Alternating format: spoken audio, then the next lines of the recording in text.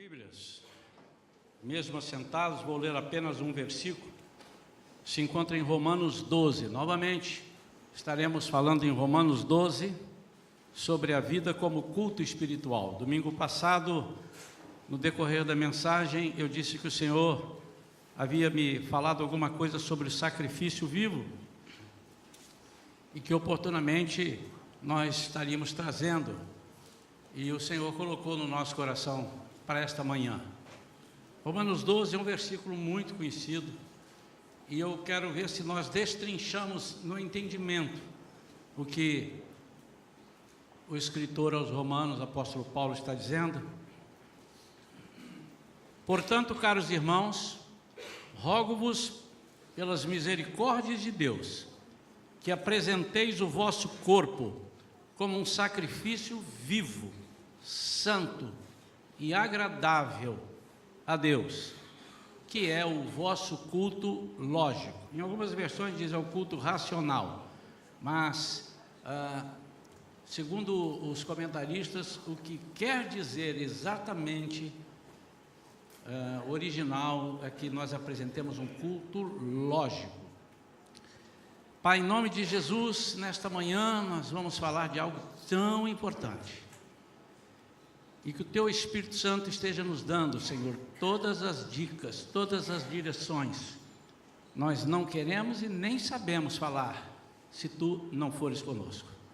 Por isso, Senhor, antes de recebermos essa palavra, queremos que o Senhor fale aos corações.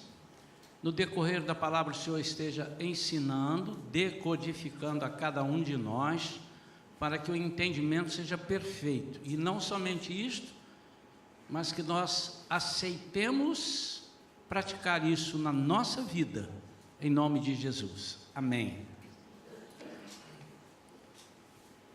Esse versículo é um versículo, ele está muito, não em moda, né? Porque não tem versículo em moda, mas ele está muito divulgado nos últimos meses, anos. Eu não sei quantas vezes você acompanha um ou outro culto, uma campanha, e eu tenho colegas, eu acompanho também outras pregações, e nós temos assim, ouvido falar, ouvido pregar, muito se tem pregado sobre a nossa vida como um sacrifício entregue a Deus.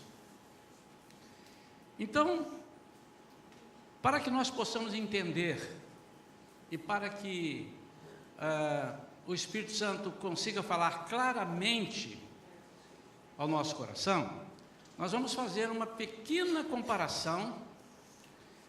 Obviamente, nós vamos falar algumas coisas do sacrifício no Antigo Testamento, mas não vamos entrar em detalhes, que haviam vários sacrifícios, cada um tinha uma conotação, mas nós vamos pegar dali algumas coisas que se aplicam a essa palavra que o apóstolo está mencionando aqui em Romanos. Então eu queria que os irmãos, nesta manhã, não ouvissem como se fosse uma pregação. Eu só não vou te dar a oportunidade de você debater comigo aqui, não é natural, né, no culto. Mas você, e aliás, eu quero ratificar isso, porque eu já falei mais de uma vez aqui, mas há um tempo que eu não falo. É muito importante, isso surgiu de uma conversa que eu tive com um irmão ontem, que às vezes a pessoa recebe uma palavra ali, ele até choca um pouco, segundo o entendimento que ele tem, o conhecimento pré-adquirido, ou ele não entendeu e ficou assim, ele fica quieto, e às vezes aquilo faz mal para ele. O que ele precisa fazer? Na primeira oportunidade, acabou o culto, ele procura alguém que possa lhe explicar. A igreja precisa estar pronta, uma ovelha a falar com outra, ou, sem nenhum problema, ao pregador, ou ao pastor, ou quem estiver pregando. Pastor, eu não entendi, não concordo, podia me explicar? E isso tem que ser dirimido, é por isso que existe a igreja. E em não podendo o pastor ou alguém explicar, ele precisa anotar e dizer, vamos tentar, vamos bater em cima dessa tecla aqui para ver como é que faz. Então, eu queria que os irmãos fizessem isso sempre, não só hoje, mas anotassem, porque às vezes você veio com um conhecimento adquirido de uma outra igreja e, de repente, foi confrontado com alguma coisa que você não acreditava. Isso não é salutar você ficar para você, mas fale conosco. Então, eu quero passar rapidamente, sem me deter aos textos lá, para nós ganharmos tempo, que eu não posso demorar na mensagem dessa manhã, fazer uma comparação para que nós entendamos aqui no Novo Testamento. Primeira coisa, vamos falar de novo. Tudo o que aconteceu no Antigo Testamento tinha o intuito de apontar para o que viria. E tudo que está no Novo confirma o que foi dito lá. Isso é a prova de que a Bíblia é inerrante. Ela é a palavra de Deus. Todas as coisas, quando nós lemos o Antigo Testamento e nos detemos nele e não saímos dali, nós estamos fora da Bíblia, porque nós estamos num caminho que não chegou ao fim. Então, todas as coisas que estão no Antigo Testamento, ou tudo que foi feito, foi com um propósito de apresentar Jesus, apresentar o que ele faria, o que ele tem feito hoje, né? O que ele faria, estou lá atrás, o que ele faria, como seria, porque senão, aquelas pessoas que viveram antes de Jesus e morreram, ou teriam que viver até hoje com 2.000, 3.000 anos de idade, para aceitar a Jesus e ser salvo, ou morreriam, todos iriam para o inferno, porque a única forma de irmos para o céu é através do sangue de Jesus. Amém? Todos entenderam? Nunca esqueça isso. Se está lendo alguma coisa no Antigo Testamento, você diz assim, onde isso aqui está apontando no Novo? Tem uma seta para o Novo, onde está? E procure descobrir, que você vai descobrir, Deus vai falar contigo. No Antigo Testamento, quando se pecava, eu vou falar do pecado, ou vou falar de um sacrifício, um holocausto normal, porque não era só para a expiação dos pecados, era para a consagração, era para a comunhão, e era também para a expiação de pecado ou culpa. Matava-se um animal. Tinha também aqueles que ofereciam cereais, não vou tocar nesse. Eu quero falar somente, como eu disse aos irmãos, eu não estou explicando o sacrifício do Antigo Testamento, eu quero falar sobre o sacrifício vivo do nosso corpo. Se alguém depois desejar, tem como você descobrir isso daqui, a gente pode passar mais algumas coisas. E se você ler Levíticos todo, você vai entender certinho sobre o sacrifício no Antigo Testamento. Mas, como eu disse agora, tudo foi colocado por Deus, com o propósito de apontar Jesus. Então, há perguntas, quando eu era mais novo, um pouquinho mais novo, eu me perguntava, mas por que tinha que matar um animal? O que inventou-se esse negócio do animal? Não é uma pergunta que pode ter já passado pela sua cabeça? Quantos não sabem isso? Por que tinha que ser um animal? Faz assim com a mão. Quantos não sabem? Alguns não sabem. Tem outros que não sabem, mas não quiseram levantar a mão, mas não sabem. Creio que todos saibam, sim.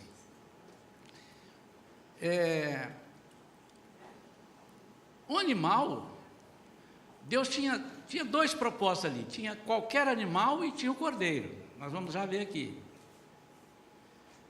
Em algumas situações servia qualquer animal. Um touro, um bezerro, um cordeiro, um pombo, uma rola, qualquer animal. E tinha outras ocasiões que só servia o cordeiro. É isso que nós vamos ver.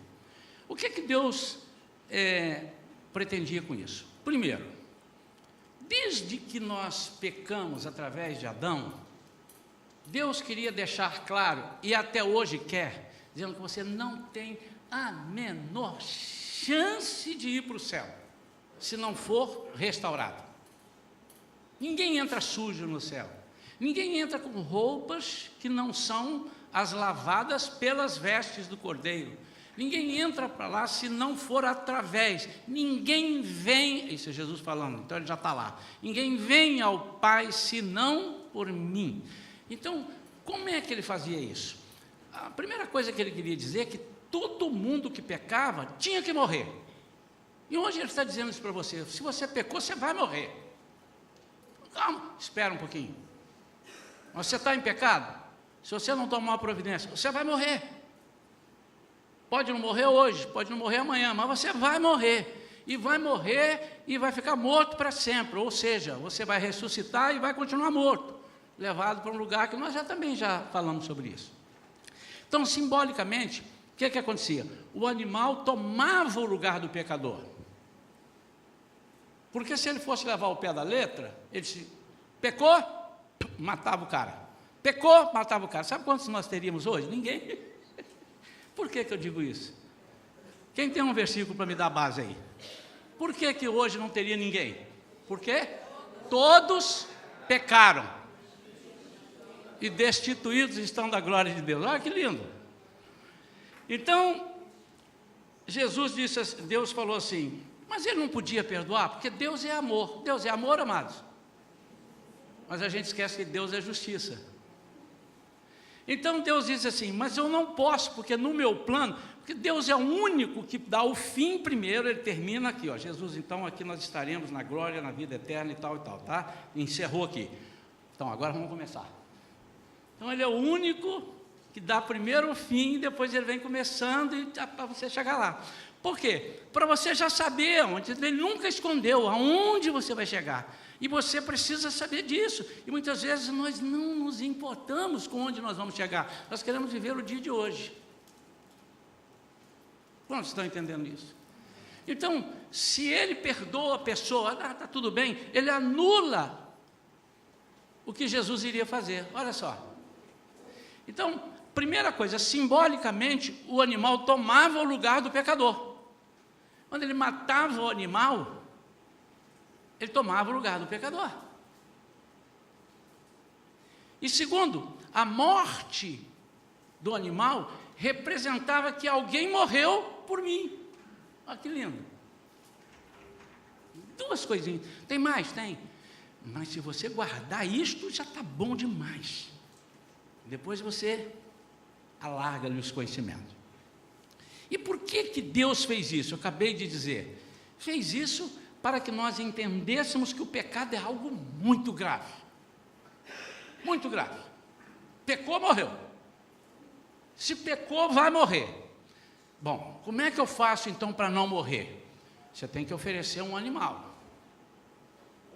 Mas Deus não queria também tratar o povo só assim, olha, pecou e tal. Mas a Bíblia diz que ele fez o homem para quê? Para o louvor da sua glória. Então a natureza louva ao Senhor, os pássaros louvam ao Senhor, os rios e mares adoram, a Bíblia diz isso.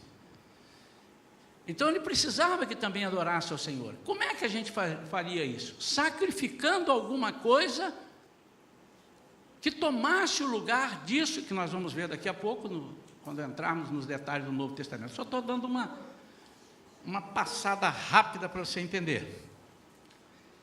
Esse sistema de sacrifício, então, foi ordenado por Deus e colocado no centro do coração dos judeus, na vida da nação judaica, para dizer para eles o que Deus pretendia. O sacrifício contínuo de animais, e era contínuo, esse ano acabou, só daqui 3 anos agora é contínuo. Ele queria dizer, vocês estão sempre pecando, e vocês não conseguem ficar sem pecar. Deus já sabe, quando ele escreveu a Bíblia, através dos seus servos, quando ele inspirou e escreveu a Bíblia, ele já sabia que nós não íamos conseguir.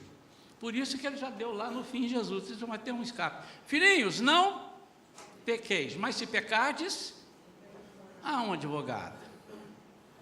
Entendeu? Mas a palavra primeiro é, não pequeis. Mas ele sabia que nós não conseguiríamos, ele daria um advogado. Então, além do sacrifício contínuo, o fogo ardendo continuamente no altar significava que o fogo precisava consumir, e até hoje precisa consumir. Nós vivemos desse fogo. Em Levíticos 6,13 diz, o fogo arderá continuamente no altar, não se apagará. Isso denota que hoje nós vivendo na nova era, na nova aliança, nós precisamos de estar em constante ou constantemente oferecendo a nossa vida e o fogo ardendo na nossa vida no altar.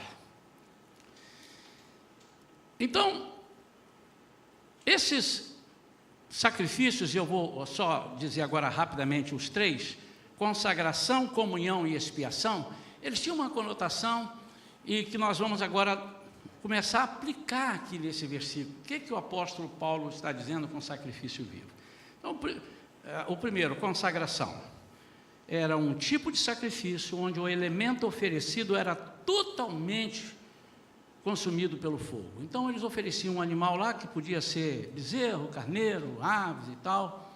E outra coisa interessante, que Deus sempre foi, ele fala em termos de oferecer, ele quer que todas as pessoas possam participar. E as pessoas que economicamente não tinham condição de dar um bezerro, davam uma ave, davam uma rolinha, ofereciam uma rolinha e tal.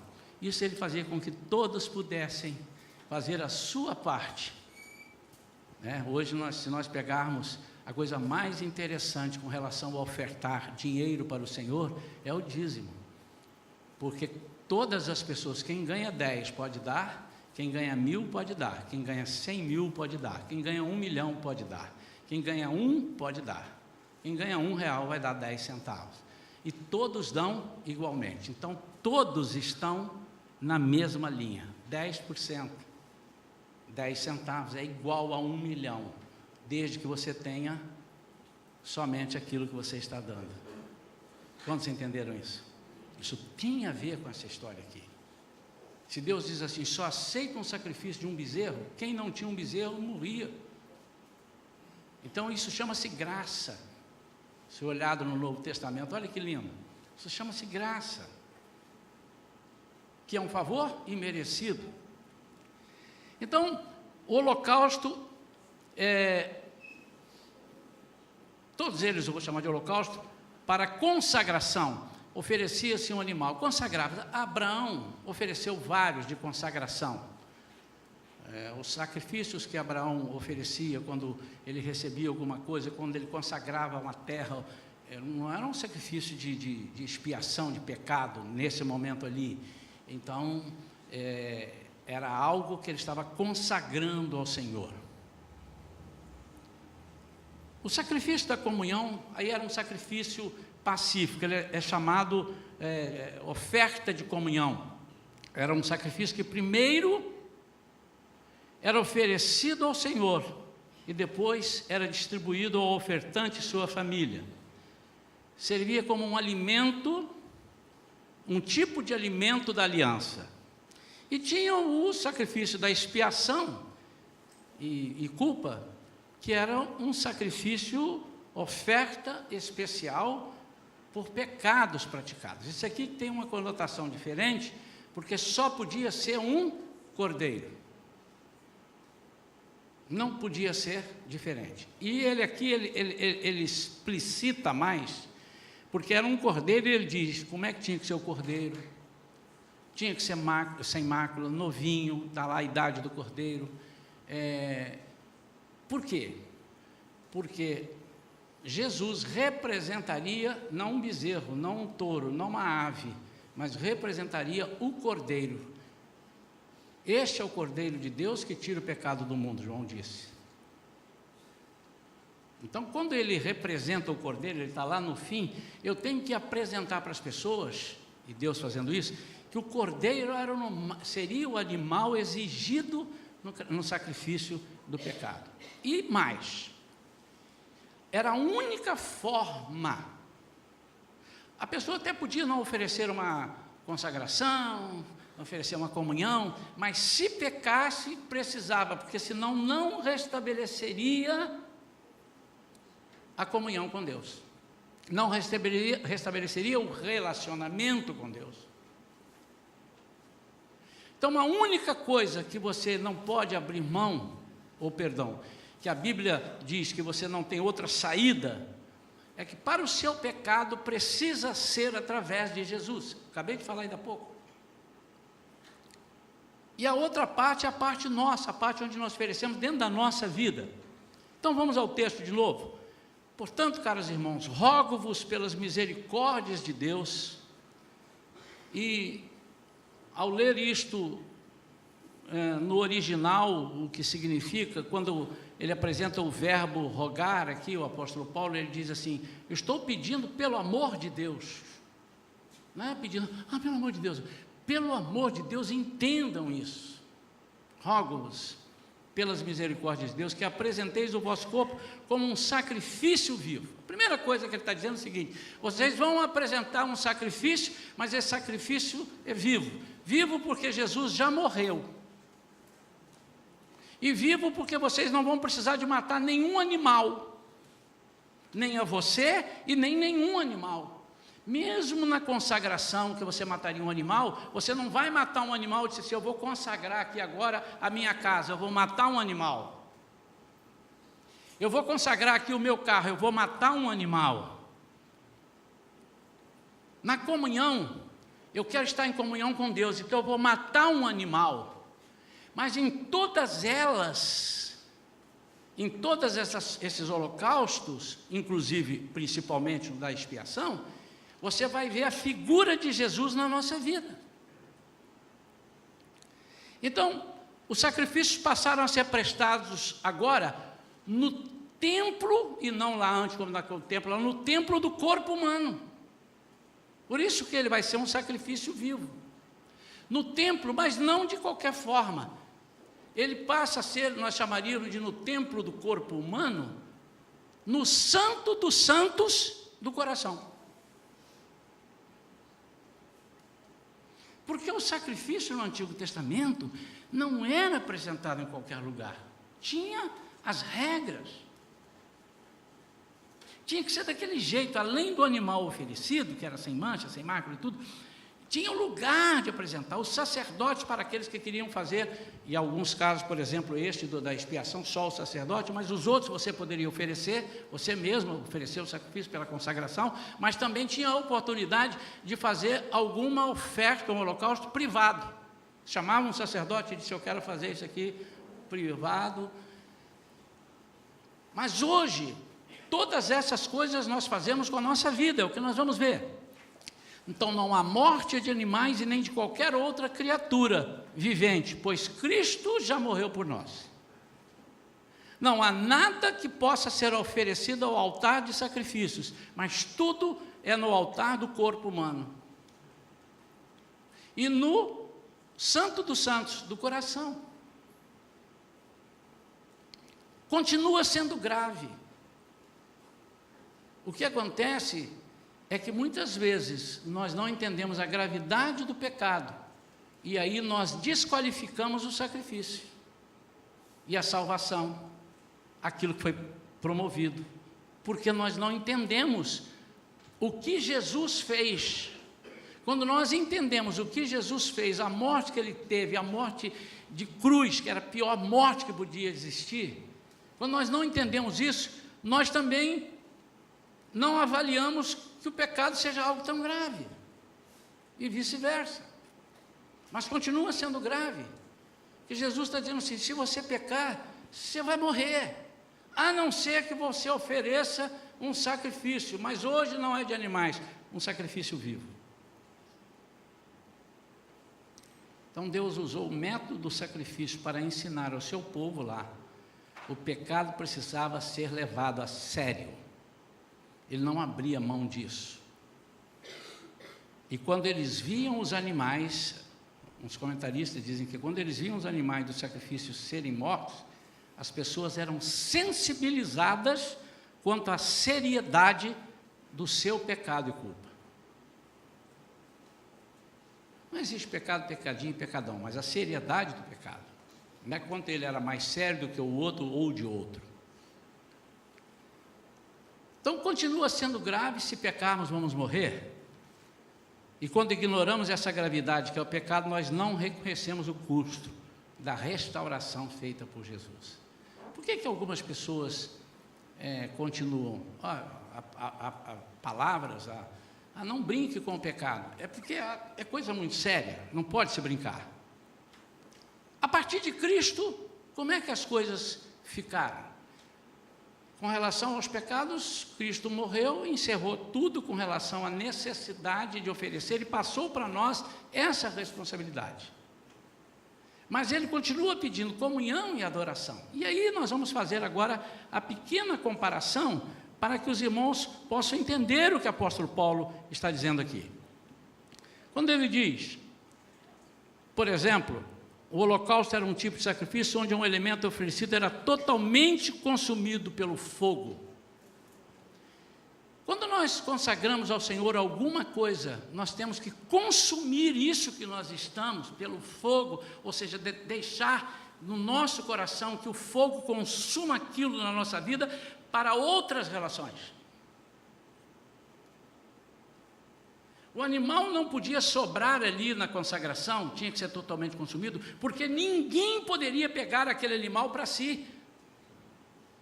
Quando nós falamos aqui na ceia do Senhor e dizemos que o pão que está aqui, se sobejar o pão, sobrar algum, ninguém pode e deve comer esse pão.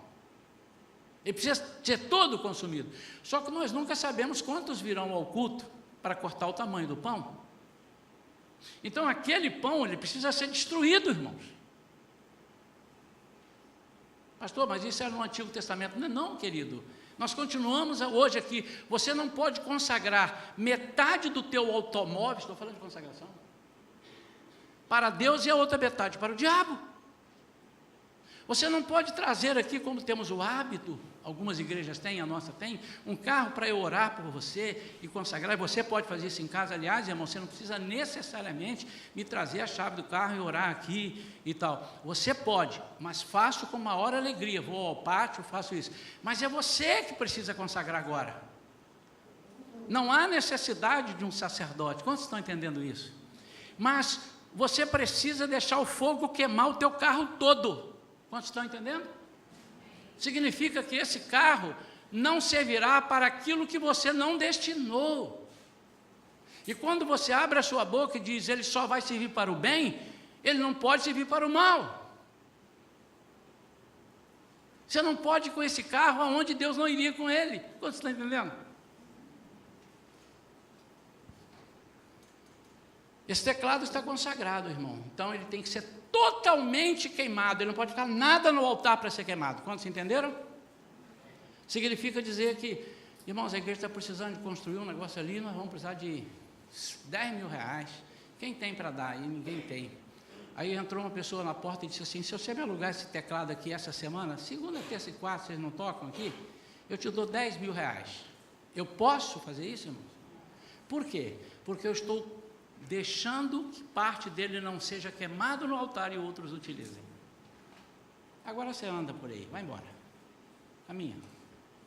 O que é que você tem consagrado ao Senhor e aos demônios? Não, mas eu não consagrei nada aos demônios. Sim, mas se não tem Deus é quê? Tem uma terceira força, uma quarta que não seja o demônio? Agora olha que interessante, o da comunhão. Esse era chamado de sacrifício pacífico, né? Também muito utilizado a partir das pessoas. Era um sacrifício que primeiro era oferecido ao Senhor e depois era distribuído ao ofertante e à sua família. Quando eu falo em sacrifício vivo, e se eu quero ter comunhão com os meus irmãos, primeiro eu tenho que ter comunhão com Deus. Alguém deve estar doido para me dizer, mas tem um versículo que diz, quem não ama seu irmão que vê, não pode amar Deus que não vê. Isso é outro contexto, é outra coisa.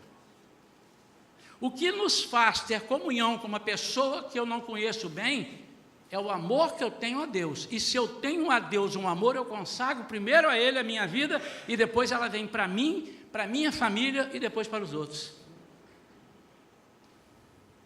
Por isso, irmãos, que às vezes nós não estamos oferecendo ao Senhor um sacrifício vivo em comunhão, e estamos pedindo a Deus que a nossa família seja restaurada, mas nós não temos comunhão com Deus, não de palavras, mas de atos. Nós não estamos desejando que o Senhor faça parte da minha família, mas eu quero que Ele abençoe a minha família.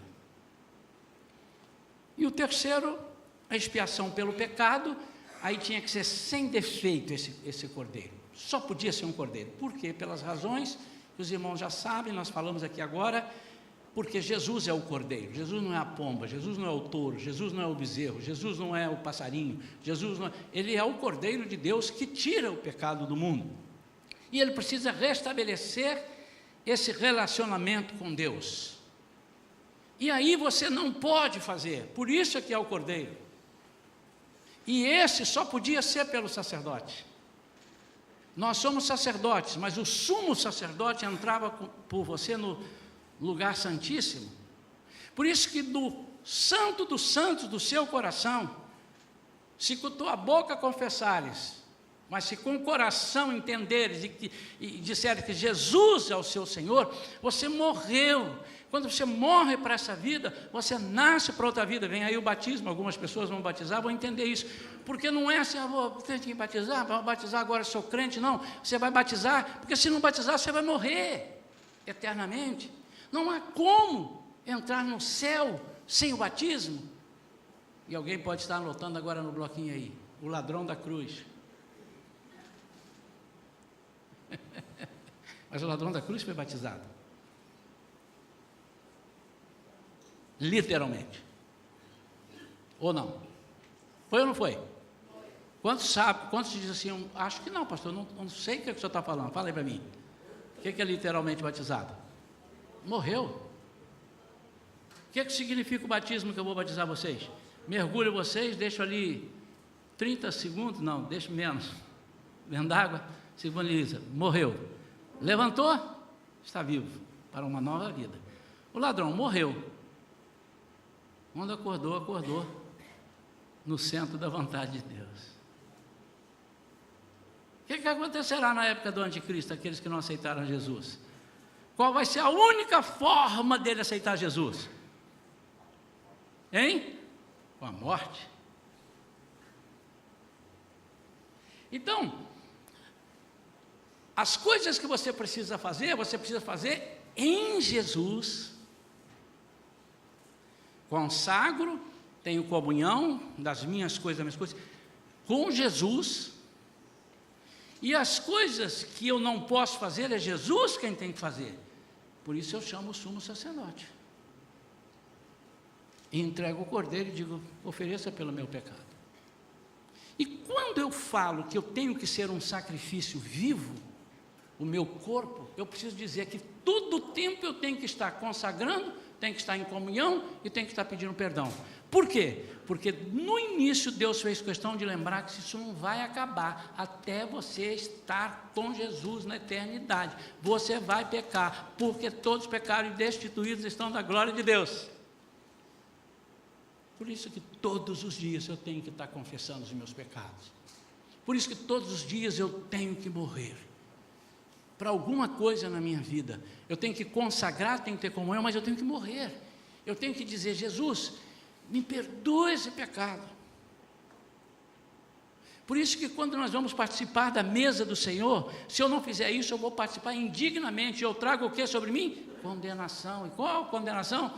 Apartai-vos de mim, malditos, para o fogo eterno. Vamos para a esquerda. Tudo é uma figura do que vai acontecer. Tudo que nós fazemos hoje é algo que Deus já começou a mostrar lá no início. E aqueles que entenderam isso pela fé foram tremendos, irmãos, porque eles não viram Jesus, mas eles acreditaram aquilo que Deus falou. Apresentar o nosso corpo como sacrifício vivo.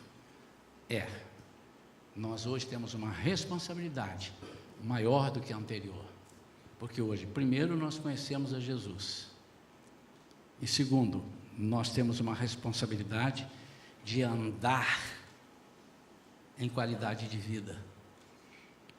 O nosso sacrifício vivo, santo e agradável a Deus é o nosso culto lógico. O tempo todo eu tenho que estar prestando um culto ao Senhor, esteja onde eu estiver.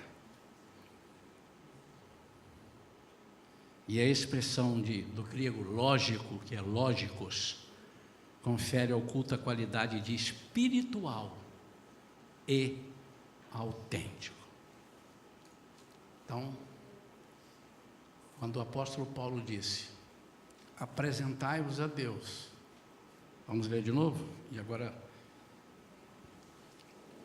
portanto, caros irmãos, rogo-vos, apresenteis o vosso corpo como um sacrifício espiritual e autêntico. Rogo-vos, pela misericórdia de Deus, que apresenteis o vosso corpo como um sacrifício vivo, espiritual e autêntico. Se nós não formos espirituais e autênticos, nós estamos jogando bois fora, bezerros fora. Estamos queimando fogo que não era para queimar, porque o Senhor não está recebendo. Ele está te vendo, mas Ele não está recebendo. Mas Ele está feliz, porque em vez de você falar palavrão, você está cantando, mas Ele não está recebendo, porque há regras para o Senhor receber o nosso sacrifício. Meu coração diz que há pessoas aqui nesta manhã que foram tão tocadas com esse pastor, meu Deus, Jesus, eu não sabia disso, ou eu não tinha atentado para isso. Então você vai ter agora a oportunidade, em menos de 5 minutos nós precisamos terminar isso, que você venha ao altar, se você é um desses. Se não há ninguém, não tem que vir. Vem ao altar e diz assim: puxa vida, eu agora quero assumir um compromisso diferente. Tudo meu que for consagrado a Deus tem que ser queimado todo no altar. Não pode sobrar para mais nada. Tudo aquilo que eu tiver comunhão, primeiro eu vou ter com Deus, para que minha família e eu recebamos. E todas as vezes que eu pecar, eu tenho que oferecer um cordeiro, e esse cordeiro é Jesus. E eu não posso deixar passar de um dia para o outro, porque senão eu vou morrer, e se eu morrer, a coisa vai ficar estreita. Quantos entenderam assim? Vamos ficar de pé, queridos. Se você deseja, eu só vou. Você vai vir ao altar, não é a minha oração que vai fazer isso, já fez no seu coração aí. É você vir ao altar, um simbolismo do altar, oferecer o outro altar, que é o seu coração, e dizer: entendi que o corpo humano, a minha vida é isso. Pode vir, se há alguém, pode vir.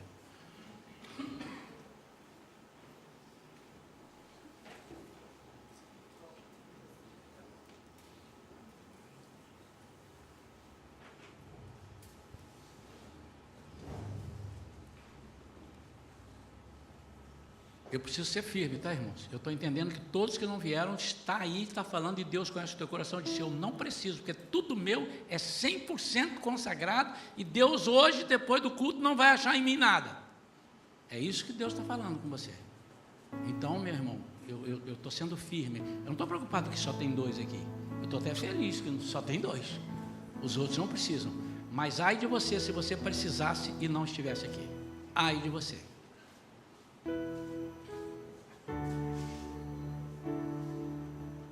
E também não vem porque eu dei essa palavra, não. Você vai dizer: e agora é você com o seu coração. Continua firme. Não, eu sei do que eu estou fazendo. Tudo meu pertence ao Senhor. Tudo meu. E eu sei da gravidade do meu pecado. E eu sei que se eu pecar eu vou morrer.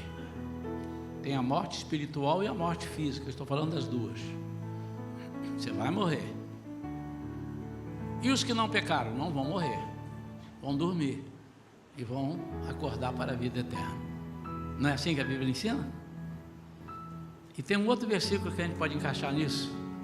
Qual é o salário do pecado? A morte.